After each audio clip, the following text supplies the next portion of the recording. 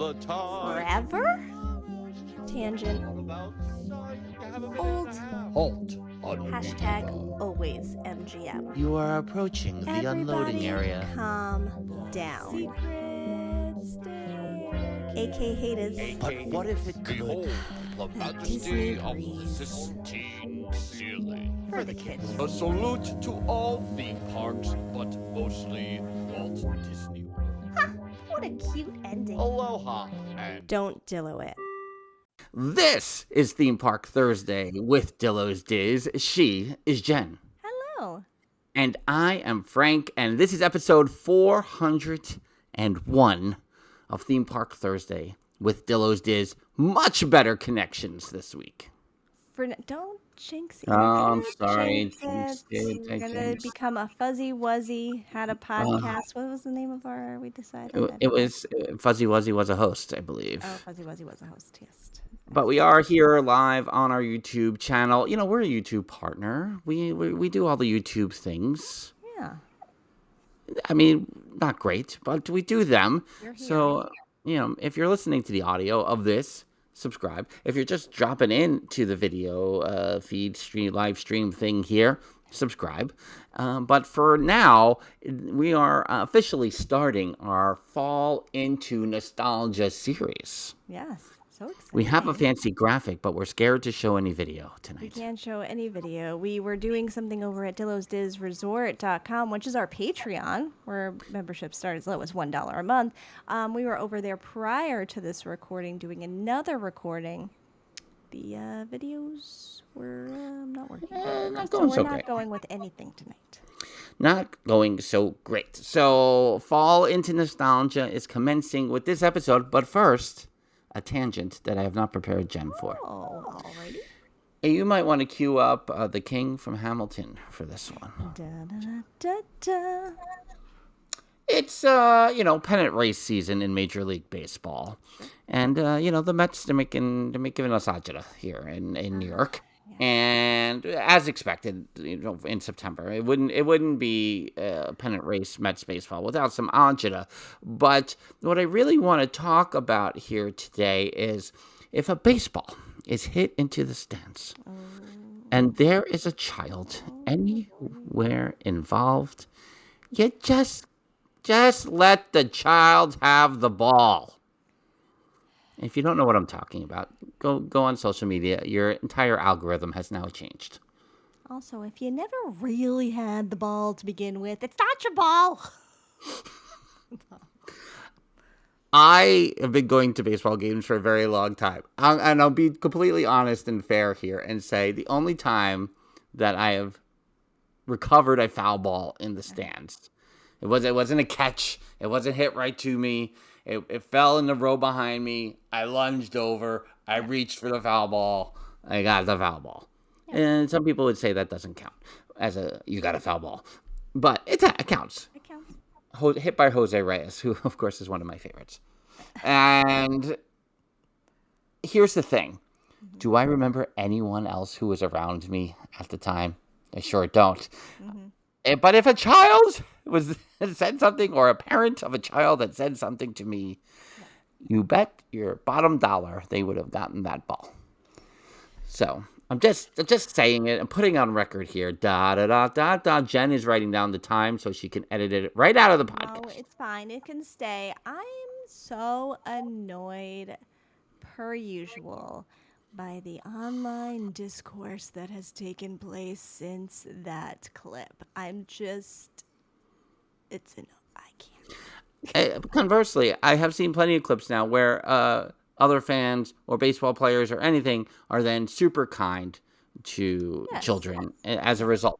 And just to say, there's this other one that happened at the U.S. Open tennis where a tennis player was signing something and took off his hat and handed it to the child. And some man, and I don't believe anything on social media, so I'm not going to name what his job might be or how high of a title he might have, snatched the hat. CEO snatched the hat away from the child.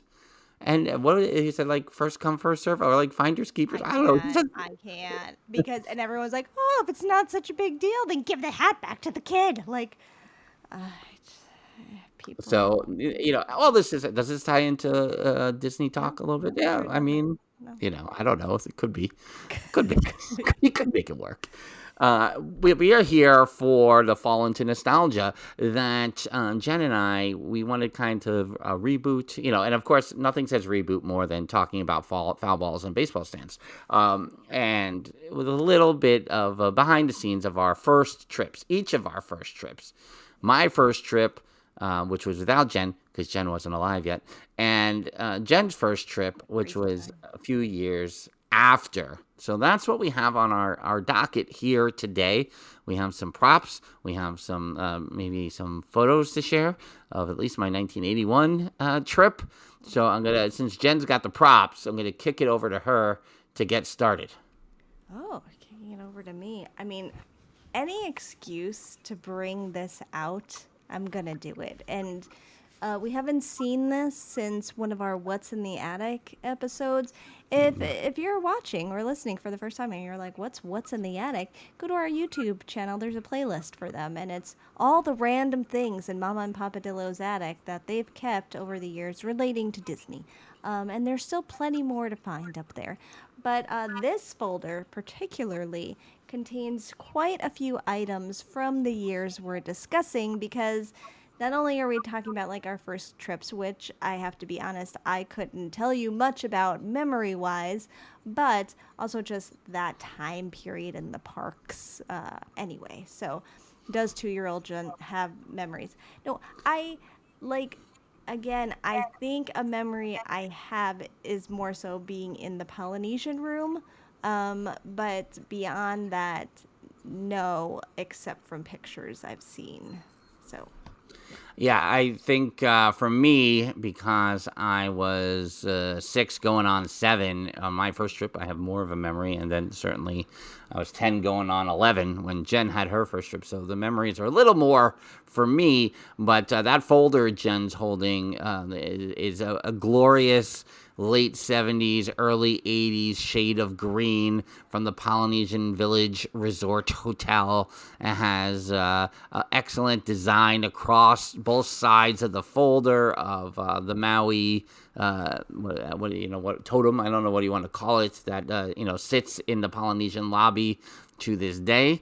The logo, what have you, the iconography, I guess, of it, and it's got lots of material on the inside. Nice Walt Disney World classic logo on the back side of that folder. We'll share some images of that folder A map across the inside the social. pocket. I have to remove a couple of things that are in the front that reveal some information, addresses, phone numbers, and things. And then I'll show you that one later. But yeah, and there's a little bit of a mix.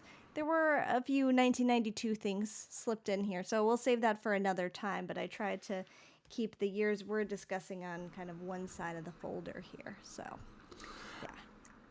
So my trip was in early February of 1981, and like I said, we stayed at the Polynesian, and I don't remember the lead up to the trip necessarily. Mama DIllo's mother lived in Ocala, Florida, so previously I had been to Ocala, Florida, and visited up there, so I had some like Central Florida experience, but with Walt Disney World, that trip was kind of like a combo of Mama DIllo's mom coming down from Ocala and spending a couple of days, and I think they were staying on 192 and we were staying at the Polynesian, and you only had the Magic Kingdom at the time. That's all there was the Magic Kingdom. So for the Polynesian, that the memories of that is the lobby, is the tiki torches, is the things that we still love and hold on to, and our nostalgia for the Polynesian is. But the entire the east side of the Polynesian was not built yet. That building actually, I think, started around Jen's first trip. So if I share the screen here and see if I can bring up a photo here of young Frank outside of room number 19 36 here. Can I blow this up a little bit more so it can be a little more seen? Look at that face. But young me here at outside room 1936, which, well, funnily enough, the room across the hall, 1942, was actually where the 9-year-old had her first trip to Disney, back in the Tokelau Longhouse in 2017. Am I saying that right? Who knows? Who can say? So we have the inside. Let's point out some things here on the interior of the Polynesian Village Resort room. Room number 1936. First of all, the same green color of Jen's folder is the color of the bedspread. So that is glorious, right in its own. I don't even know what's going on with this carpet. Can anyone explain? I can smell it. That's all I know. This shopping bag over behind me, I wonder what, I'm probably looking at a map because that's all I did for this entire trip was look at the map. The red shopping bag, a friend of mine actually gave me a similar shopping bag a few years back. So I'll dig that up and share it this week, the old school shopping bag. And then here on the table is Papa Dillo's camera bag. And the question is that still in the closet upstairs on the second floor of Mama and Papa Dillo's house? Yeah, I would think so. Because this camera bag served, it's in. yeah, so many purposes that this camera bag had. Not just for still cameras, but then like camcorders down the line. It had a good long life, that camera bag, if it's still around. I think we need to figure out what this room looks like now. So we need to find someone that has stayed in this room to compare the video. Yeah, if anyone has stayed in room 1936, which I assume is now, I think that's still Tokelau. I don't know how to say it. But that main longhouse that I think holds a lot of DVC now. If you've stayed in room 1936, or you know someone who is there now, share those pictures. Yes. We want to see. Lewis saying this room is pretty hideous. It's what made us fall in love with the Polynesian. We fell in love with the gaudy and all the patterns that came with it. Look at this, more green.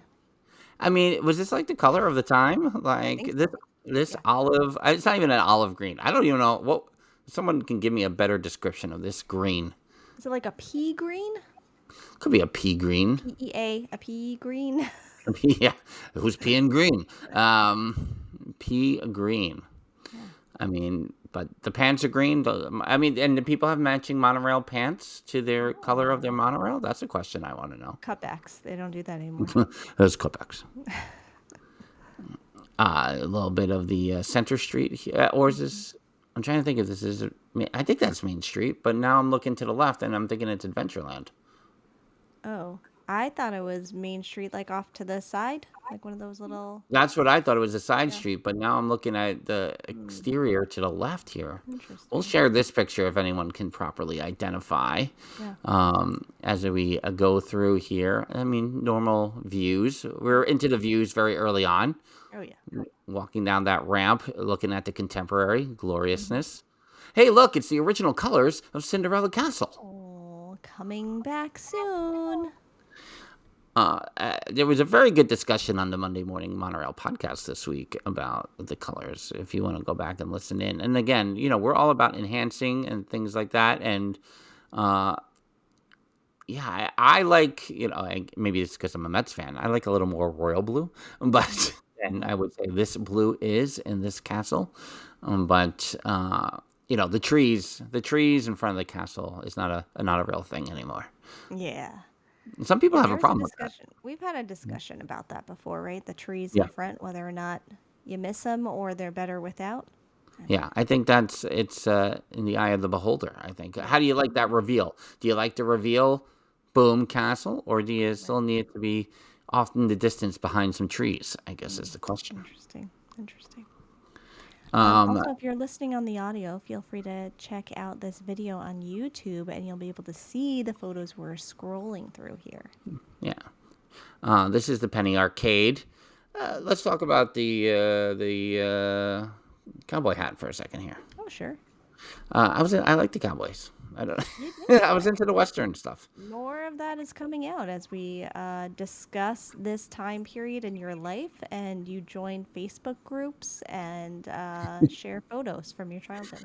Up in Ocala, Florida, there was the Six Gun Territory, and it was like a little mini theme park that started in the '60s, and they had like a good, a good run of popularity there. I think eventually Disney caught up with them, and they closed down, but they still kind of have celebrations and anniversaries and reunions or what have you. What's so funny is I want every time and again go back to try to watch westerns, like movies, because I'm always like, I need to watch more. I haven't watched enough westerns in my life, and I never can make it through westerns, and I don't like. Did I watch westerns back then? I don't know. Space westerns. I mean, Star Wars obviously took over my life, so I think that was also kind of like the in between of. The gunslingers were replaced by the blasters very quick. But My love for westerns is only in the pre-show of the Great Movie Ride. That's all. No, you don't, Ethan. No, you don't. Outside the Enchanted Tiki Room. I miss those strollers. I mean, those blue strollers with the metal. You can hear them. You can feel the handles of them. Lewis, that is a memory for me, are those strollers. I can absolutely, much like, I think it's the sense memory, because much like I love the fumes, of Tomorrowland Speedway, this stroller, I can, feel what it was like laying down in that stroller, going over the bridge into Adventureland, because it was, extra bumpy, and it was just metal and weird. But, I remember being in that stroller. And Trader Sam, classic. This photo of me in front of some of the statues in Adventureland, I recreated. Yes. In 2021. We did about, 7 or 8 photos when I first went back to Walt Disney World in 2021 following da-da-da-da-da. And Theme Park Rob and Justin Monorail, they helped me recreate a lot of my 1981 photos in 2021. Yeah. And this was one of them, that stylish pose I have there. Do you have the 2021 version? Not currently here prepared to show you, but I will put it up on the Instas. Sure. Mm-hmm. On the, I'm assuming, but I can't tell for sure that this is a Pittsburgh Steelers shirt. Because the Pittsburgh Steelers were like the winning football team at the time. So I had like the jacket. I think in the Penny Arcade picture, I'm wearing a Steelers jacket. I'm like one of the Pearsons in the early days. You're a Pearson kid. I'm a Pearson kid. Yeah. Jungle Cruise. A little Hall of Presidents, outside the Hall of Presidents here. We recreated this one. Yeah. Mm-hmm. And then the Haunted Man, outside the Haunted Mansion. I don't remember going on the Haunted Mansion. Here's the 2 rides I remember more than any other. Is If You Had Wings, because I think we did that 1,000 times because of the ticket structure and whatever, that you just could keep going on If You Had Wings forever.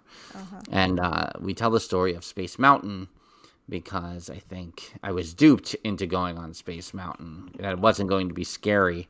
And Mama DIllo will tell the stories of how my fingernails were deep into Mama DIllo's hands that they left scars. Mm-hmm. Understandable. Here we go with some photos here. We did that one for the 2021. There's Mama DIllo in the escape tunnel of Tom Sawyer's Island, I think, in the back fort. Mm-hmm. Tom Sawyer Island, as we learned following the closure. We didn't say Sawyer's. Tom Sawyer's Island.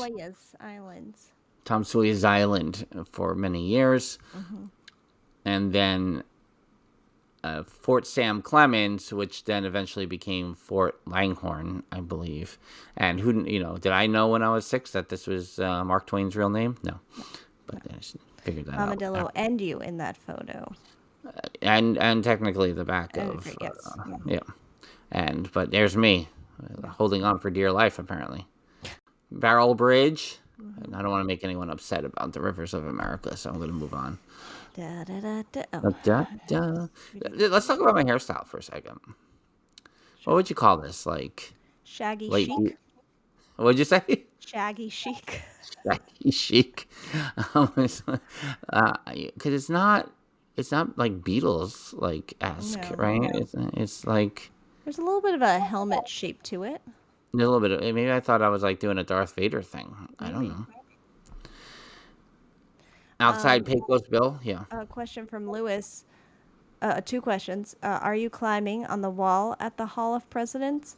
And also, how would you reach her hands on Space Mountain? Different seats then?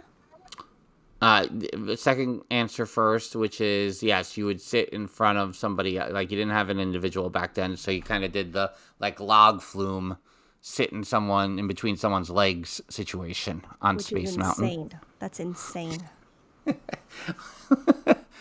Why? I'm curious. No. But that's not safe on a roller coaster?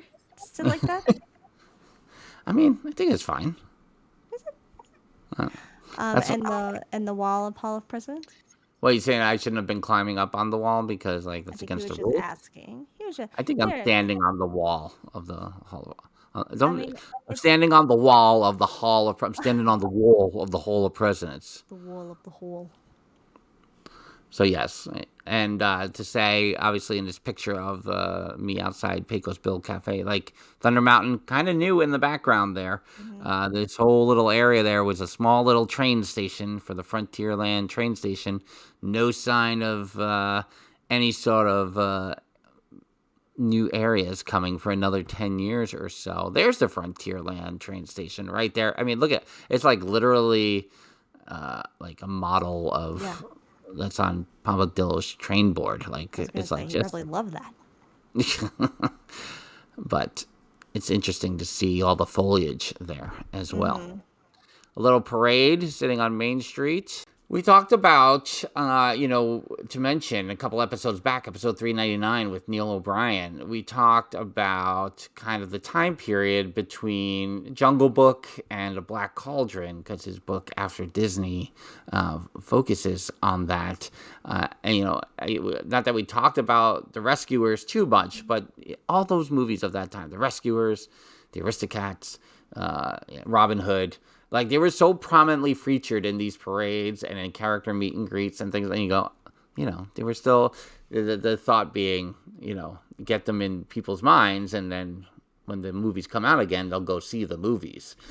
And so whenever I see those characters pop up here, it's always very interesting. Yeah.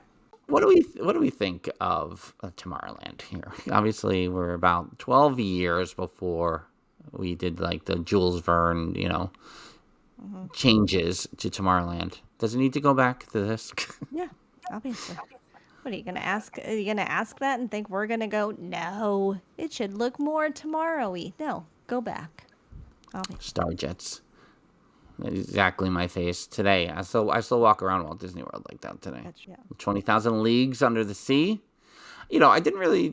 Did I talk about this when I did my Disneyland trip reports in February? We went on the submarine, which is more Nemo themed in Disneyland, but just the nostalgia of going on the submarine, I was like, oh, this is awesome.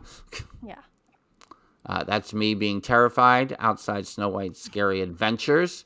I didn't go on. I think I probably went on this year. Like I think I got made to go on this ride here, and then didn't go on until I was in my 30s, I think. Sure, that's about right. I didn't like it. We do have a video up on our YouTube as well of 20,000 Leagues from Mr. Snydillo's archives. That a lot of it's dark and but That marks the end of my photos. I will stop sharing the screen. Jen, do you have the receipts of the Polynesian trip to share? I sure do. So I'm curious personally, and maybe we talked about this when we did the What's in the Attic episode for my trip. I recall, as time went on, a lot of our months that we would go would be like a January, May, August time frame. This 1985 ticket is from February. Do you know why we went in February? How early? Early February? Yeah.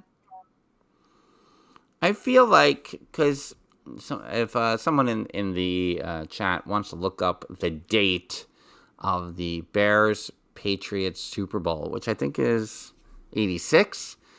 I know that we went the day after the Super Bowl that year. So I just feel like that was always the time frame that we went, whether it was because the rates were best, I don't know, or just it was the ease or anything else. But that late January, early February was always kind of a marker for us.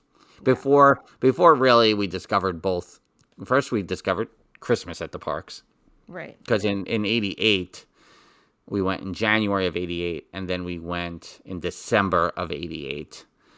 And that was, that was kind of like, oh, we need to see this with Christmas decorations all the time forever. Yeah. And then the first summer trip being in 90. So I feel like whatever, maybe it was the flights that were cheaper. Yeah. I don't know. So. Well, I have this 4-day World Passport ticket with all the stamps of the dates, which is February 6, 1985 to February 9th, 1985. It's a child ticket. I'm not sure who's still in the chat, but if anyone wants to guess the cost of this ticket, Lewis is also saying January 26, 1986 was Bears Pats. Bears won. So yeah, this is it allows one child use of the following for 4 days: transportation between the Magic Kingdom, the Transportation and Ticket Center, and Epcot Center, Magic Kingdom admission and use of attractions within the Magic Kingdom, Epcot Center admission and use of attractions within Epcot Center. Children under 7 years must be accompanied by an adult. Hey, 8, 9, and 11-year-old, you can just go during this time. Under 7 has to be accompanied by an adult.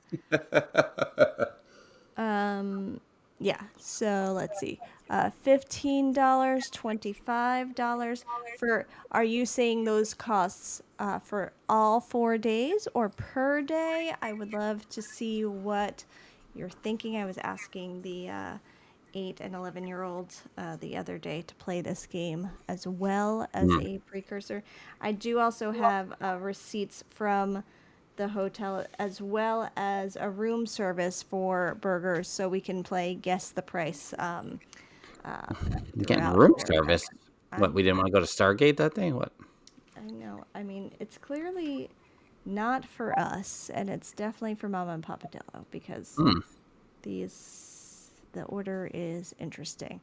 Okay. Oh, $25 per day, Val is saying. So the total cost of this 4-day World Passport ticket is $43.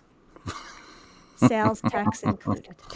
Wait a minute, $43 for 4 days? That's what, I mean, it says $43 on the back of this. God. Sales tax included.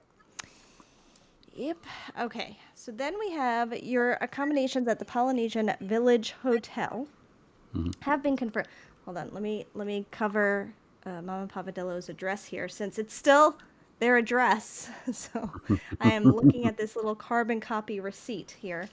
Have been confirmed for 4 nights for a party of 4 arriving on February 6, 1985, a Wednesday.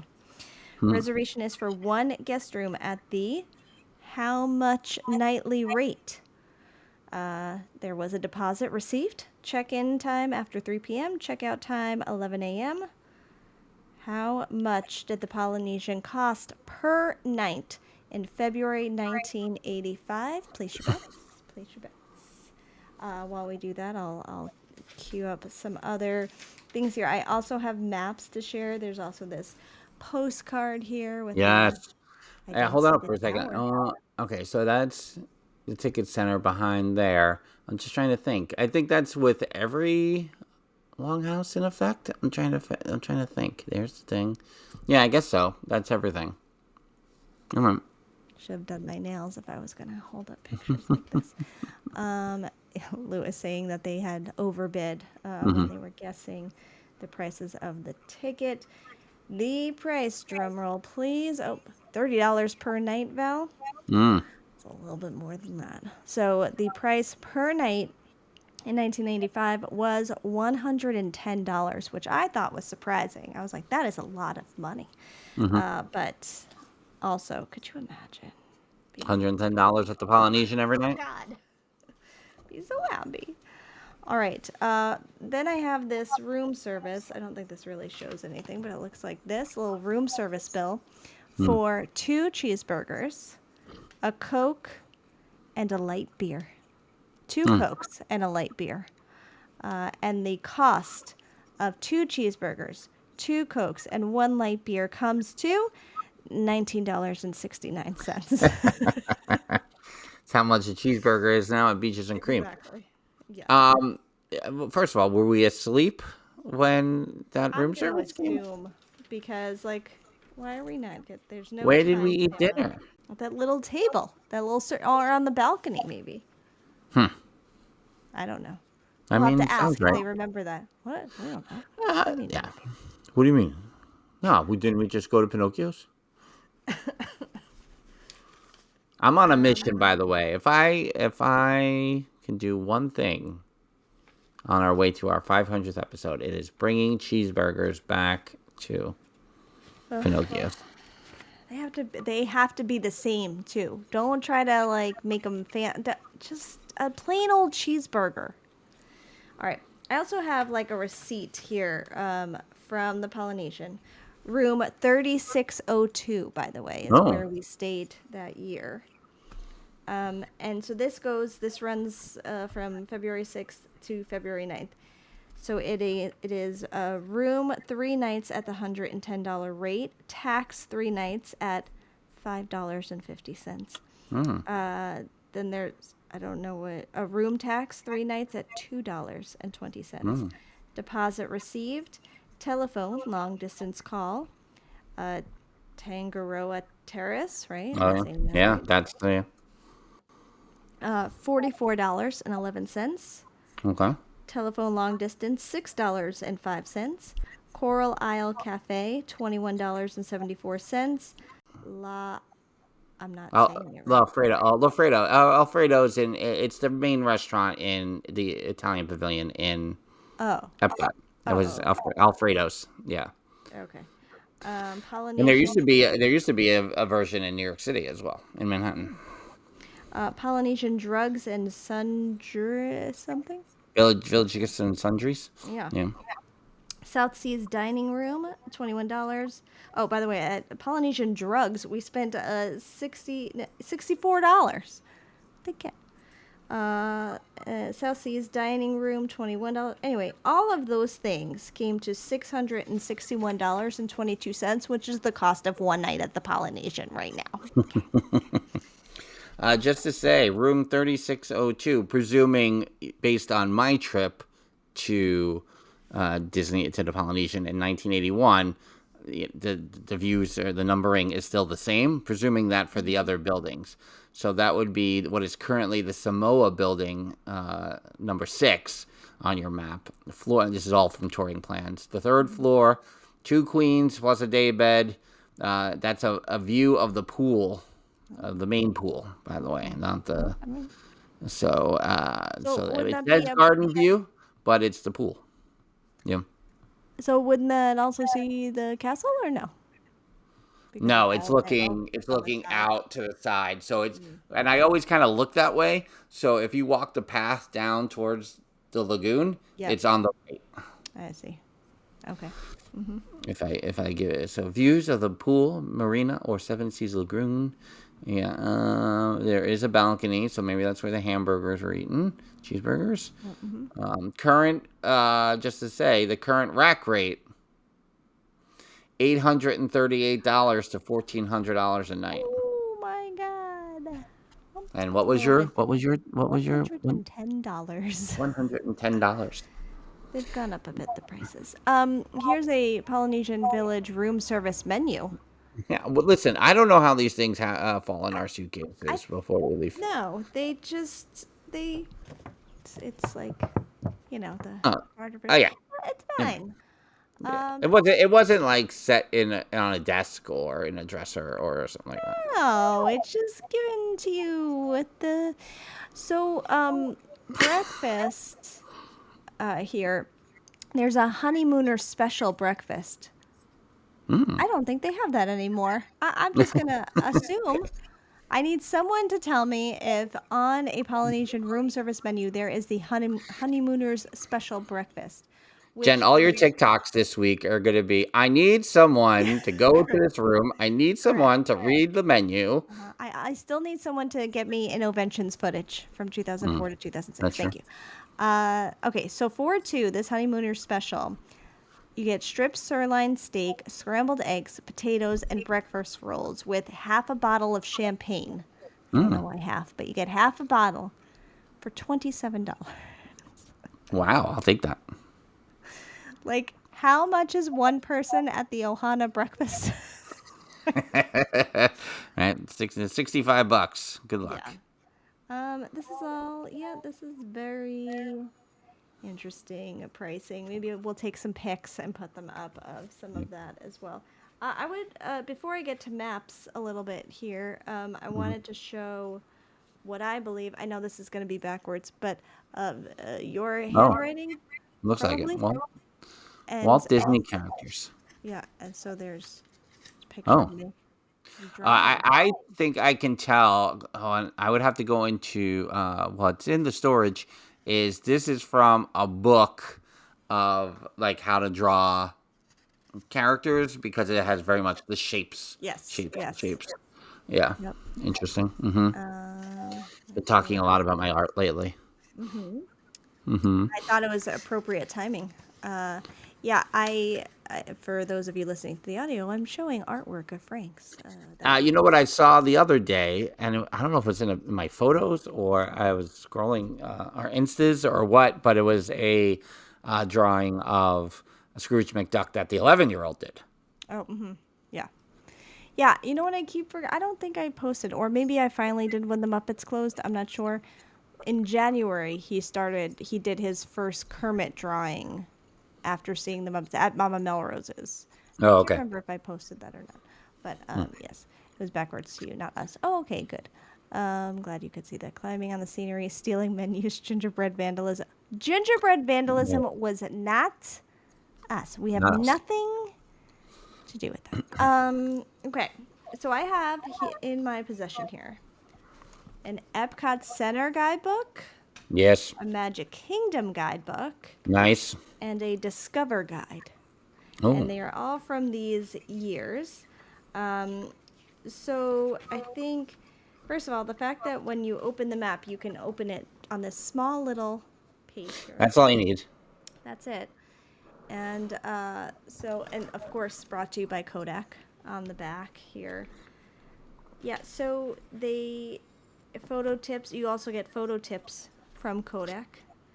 And, Journey into Imagination was sponsored by Kodak as well. And the other day, I stumbled upon the "Making Memories" song from the Captain EO pre-show, where you go in and they would have the Sherman Brothers song "Making Memories," and they would flash like all these fun pictures across the screen, and it would go back and forth and making memories, and you'd be delighted by the nostalgia before you went in to watch Captain EO.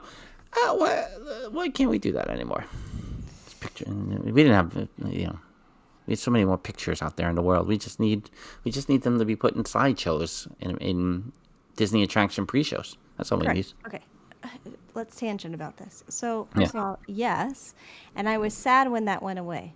However, you know that I loved True Colors Are Beautiful Like a Rainbow. And that was a slower paced collage of photos that made anyone very verklempt while watching. Yes.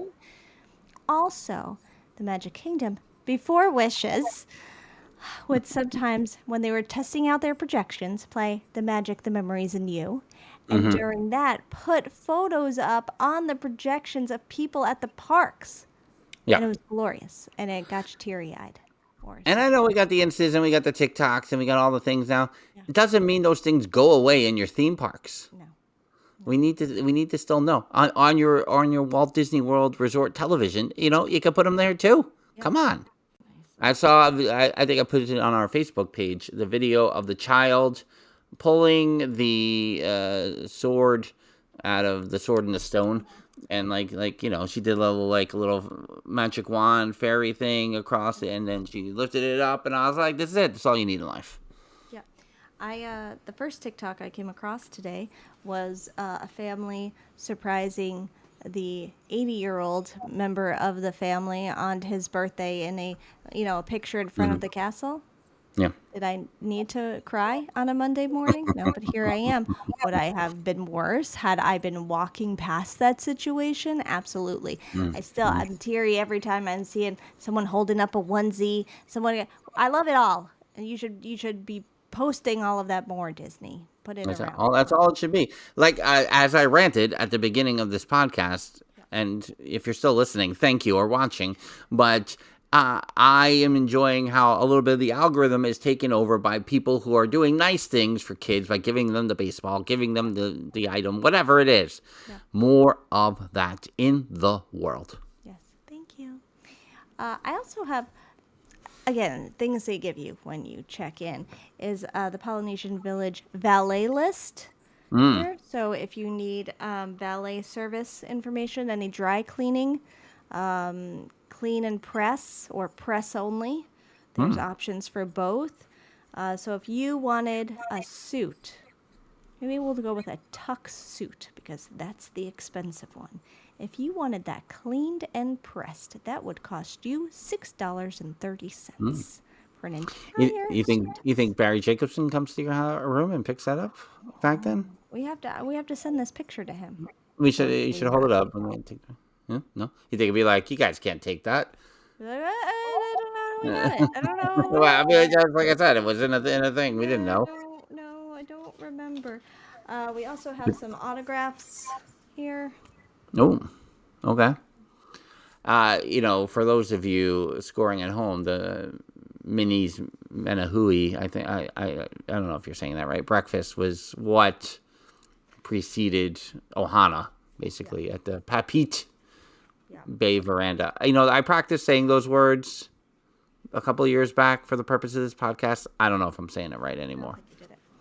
I would like to know before I put these away. I don't think I saw much else from this time period.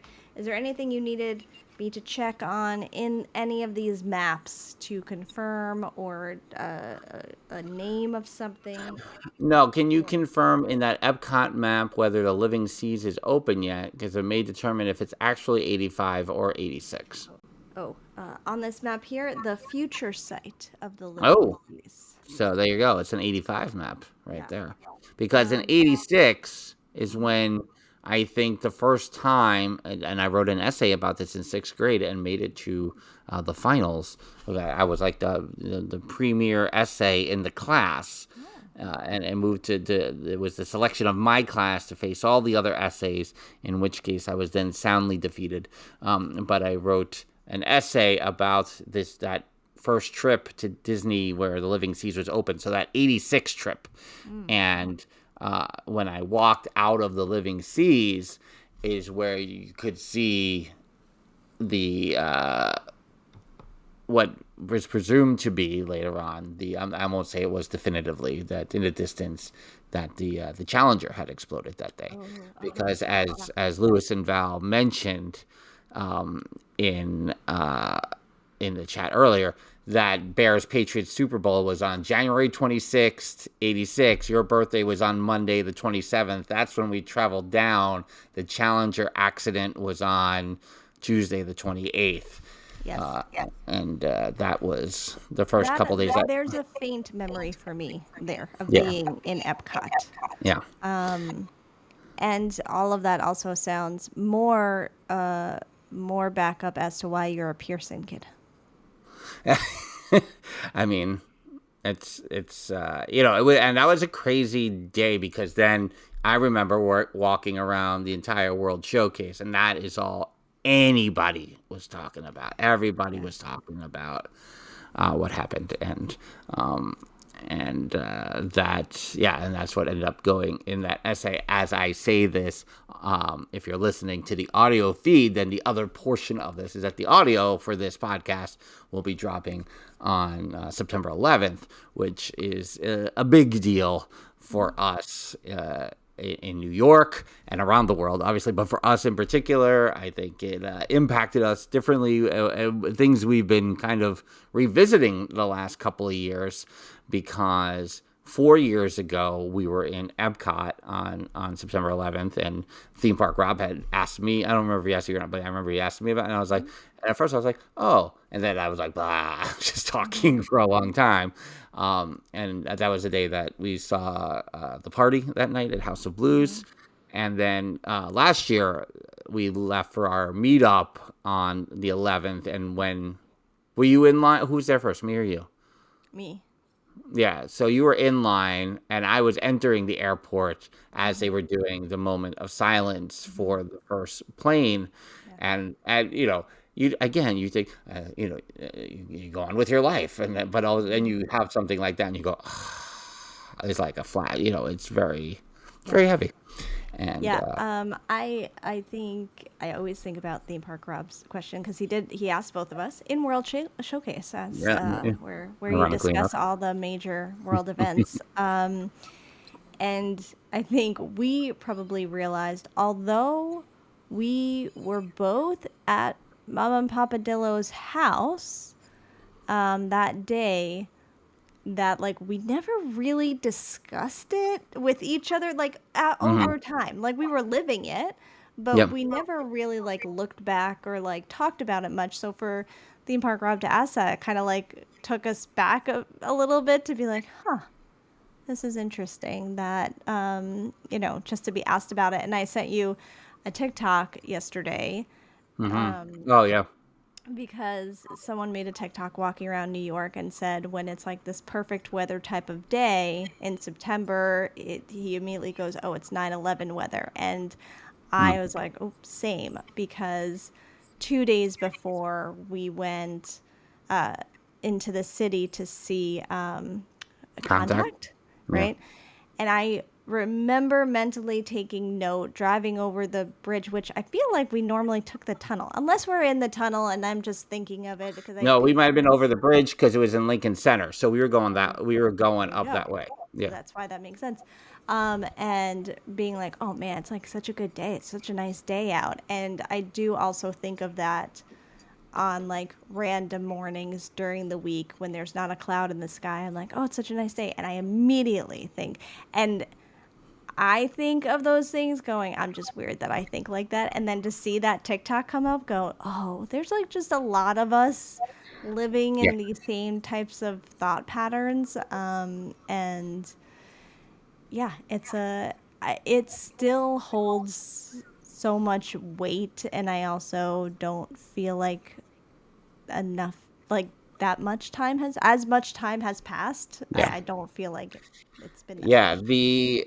I think I will say somewhere at Mama and Papa DIllo's house, I would guess, I don't think that it could be anywhere else, is probably an unhealthy amount of footage on VCR tapes of the news for 4 days straight.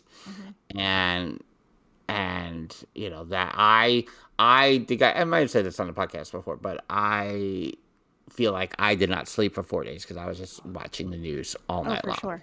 That's all we did. We just had it on constantly. And during those next few days, it was constant threats happening other places. And then they would just zoom in on some building in the city and be like, we're watching. There was a threat made. And I'm like, what am I about to see? And like, you just were constantly like, what's next? And it was crazy. And because of where Mama and Papa DIllo live, they're not in the city. They are on Long Island. But they are close enough to the city where we could smell smoke from their backyard, and we could hear plenty of fighter jets. And like, I can't tell you how many dreams I've had that are really wild in nature, but it was probably from hearing the fighter jets during the night, like flying over or we didn't I think the first time we ventured out of our homes was like 2 weeks later. We went to a Mets game. We didn't go to like when baseball came back a week later and Mike Piazza hit the big home run. That I remember watching on television.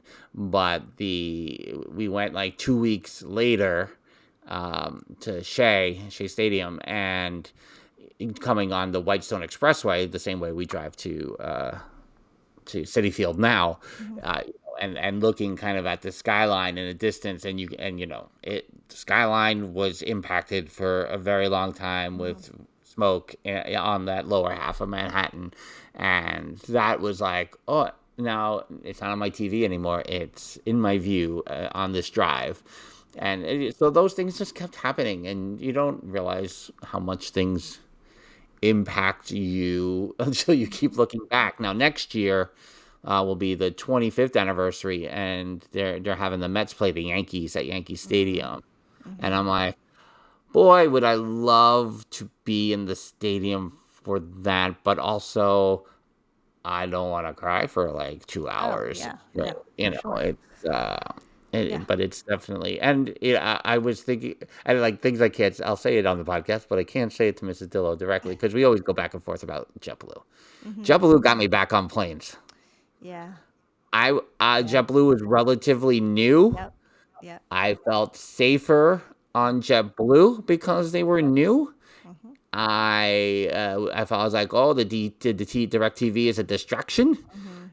And in some ways, when Mrs. DIllo, why do you always go to JetBlue? I want to say, like, it's a 24-year-old trauma problem I have. Yeah. And that is straight facts on that. Is I know that when I next went on, I was like, oh, this isn't so bad. And I was able to be comfortable going on planes again.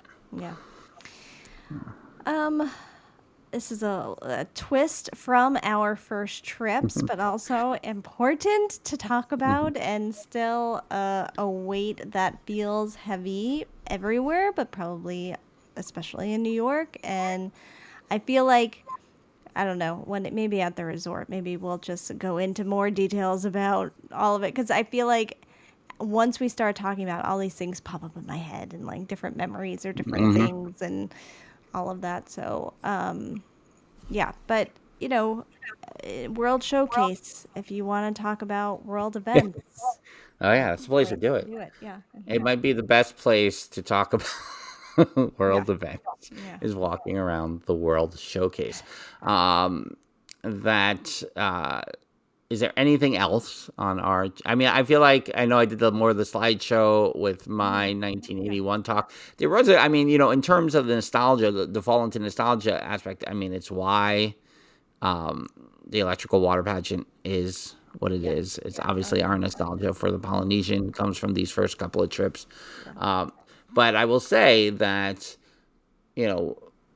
everything else is kind of like a standard thing. Like the Magic Kingdom have extra nostalgia for me because not really, but it's the Magic Kingdom. So what are you gonna do? But are there certain parts of Buzz Lightyear's Space Ranger spin that I pretend that I'm on If You Had Wings? I sure do. Do I get mad that Stitch's Great Escape or when it was Alien? Like, I want that building to still exist because it was Mission to Mars. I sure do. So those are the things that come up for me a little bit more, and really, it's funny how I think I didn't go on a lot back then. Like, I don't remember. Do you still have that receipt in that folder? Is that where the Disney Creative Arts? Yeah. So right in that same trip, that 1986 trip, I'll tie it all together here. Yeah. So at the end of that week, on the 31st, Friday the 31st, I did the first Disney. What do we call them now? We call them Keys to the Kingdom. Wonders, the Vacation Kingdom of the World, but it's a Wonders program this year. Yeah, so the Wonders program was like creative arts based, I think, and it was on a Friday, and I did it from like 9 a.m. to 3 p.m. or something like that on my last day, and it included at the end you went into Utilidors, which was like, you're like, oh, I'm going to Utilidors. But, the morning part, we met with like a sketch artist / animator. I think they said it was an animator, but when we had our giant sketch pad drawings of Mickey and Pluto in our basement forever. Yeah. From that. Boy, we should look up that name and try to track that artist down. Yeah. And 40 years later. And that was the morning portion. But that day was the first time I went on Pirates. And I don't remember being on Pirates before that. And because they really wanted to explain like the creative aspect of Pirates.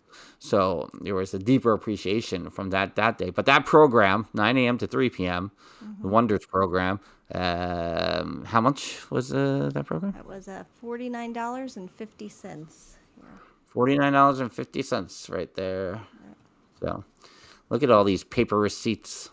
It looks like our time getting dining reservations on the Norwegian Aqua, which is what we spoke about at DIllosDizResort.com prior to this live stream, which is happening on Monday night here. If you want to join DIllosDizResort.com, that's where to go. One channel Discord is where all the fun lies. $1 per month for that one channel Discord. But once in a while, we'll do fun stuff like ranting and raving about cruise ships over at the resort. Jen, anything else before we go? No, I think we'll try to put some pictures up too as we fall into nostalgia. We're trying to put some more nostalgic pictures up. Yeah, lots of nostalgia with the fall into nostalgia leading up to our meetup in November. November 7th, we'll be at the Very Merry Christmas Party. November 8th, we'll be at our first ever Jollywood Nights. The Very Merry Christmas Party, we haven't been in since 1989. So that's a big deal for us as well. So those 2 nights are a big part of our meetup. Join us if you can. Our friend Natalie over at the Stride Sisters podcast, she was like, oh, something else came up, I can't go, I'm going here. And I was like, no, but she was sending me, she was in Disneyland over the weekend running and was sending me her late night Mr. Toad's ride, much like I did back in February. And I was like, yes, this is the way to do it when you got to be for it. I was like, I got to do Mr. Toad's one more time. Yeah. So shout out to Natalie for that one, because I will say, I was like, it was really nice that you sent me this when you were on Mr. Toad the night before. I really appreciate that, and I should say that once in a while. We're very grateful. We just need to say it more. Yeah. So thanks for checking us out here, whether on the live stream or in the audio feed. Until we fall into nostalgia again, I think next week we're going to be talking some Muppets nostalgia, potentially. A teaser for the end here. She's Jen and I'm Frank. Bye-bye.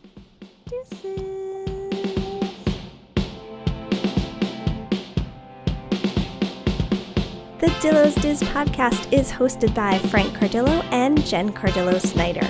Music produced by Matt Harvey. Logos and video production courtesy of Snydillo Studios. Dillo's Diz Resort is our Patreon with tiers starting as low as $1 per month. You can visit DIllosDizResort.com to learn more. Follow us on TikTok, Instagram, X Twitter, and Facebook at Dillo's Diz. Check us out on YouTube by visiting youtube.com/DillosDiz. Don't forget to like and subscribe while you're there. We also have merch available on TeePublic and Etsy. For all this and more, visit our one-stop shop, DillosDiz.com. Dillo's Diz Podcast 2025.